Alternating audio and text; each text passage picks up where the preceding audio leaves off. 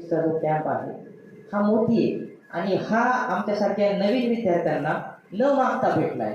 आणि हे जे काय इन्फ्रास्ट्रक्चर आहे, हे जे काय कोऑर्डिनेटर्स आहेत, आपलं जे काही कॉलेज आहे, आपल्याला येणारे जे काही प्रमुख पाहुणे आहेत, हे सगळे हे हे हे छोटे छोटे बच्चे जे काय आहेत, हे सगळे त्या मोतीचा भाग आहे. आणि आम्हाला कधी स्वप्नात सुद्धा वाटलं नव्हतं की हा मोती आम्हाला भेटेल. ह्या आमच्या कॅम्पमधल्या लेकरांनी कधीच ते अपेक्षित सुद्धा नव्हतं ठेवलं. त्यांना कधी वाटलं पण नव्हतं की आपण इतके सुंदर दिवस 7 दिवस अनुभव बघू, नवीन गोष्टी शिकू. आणि मनोगत नाही म्हणता यायचं, कारण की एक शब्दात म्हणणं मुश्किल आहे, पण एक छोटंसं अनालिसिस जे काय आहे, आपल्या जे काही बुद्धिजीवी लोक असतात ते सतत अर्थाचा शोध घेत राहतात. अर्थ म्हणजे मिनिंग, तुमच्या लाईफला काहीतरी मिनिंग असलं पाहिजे. तर जॉर्डन बी पीटरसन एक क्लिनिकल सायकॉलॉजिस्ट आहे, कॅनेडियन, त्यांचं असं म्हणणं आहे ओव्हरऑल अनालिसिस की तुम्हाला जर तो मिनिंग सर्च करायचा असेल तर तुम्हाला रिस्पॉन्सिबिलिटी घेतल्या पाहिजे. सगळ्यात प्रथम तुम्हाला स्वतःच्या घराची रिस्पॉन्सिबिलिटी घेतली पाहिजे, त्याच्यानंतर तुम्हाला तुमच्या आजूबाजूच्या परिसराची रिस्पॉन्सिबिलिटी घेतली पाहिजे, त्याच्यानंतर तुम्हाला एक समाजाचा एक भक्कम स्तंभ बनलं पाहिजे तुम्ही, जेणेकरून कधी जर वादळ आलं तर तुम्ही त्या वादळात नष्ट न होणार.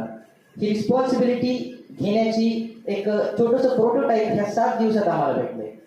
मी आतापर्यंत कधीच रिस्पॉन्सिबिलिटी घेतली नव्हती कोणत्याच गोष्टीची, पण मला सरांनी प्रमोट केलं डायरेक्ट आणि माझ्यावरती रिस्पॉन्सिबिलिटी येऊन पडली होती.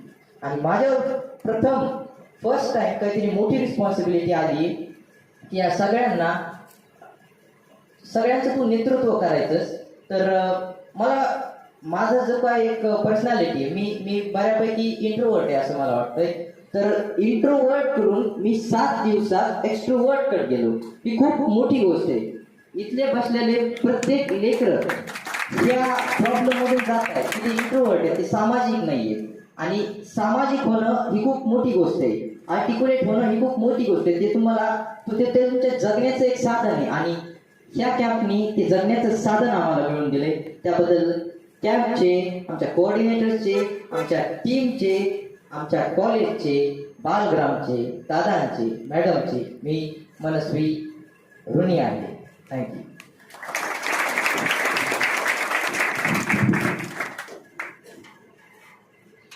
सर्वच विद्यार्थी त्यांच्या आयुष्यामध्ये काही ना काही करतील, पण त्यापेक्षा एक चांगला माणूस या कॅम्पमधून घडतील असा विश्वास मला वाटतोय.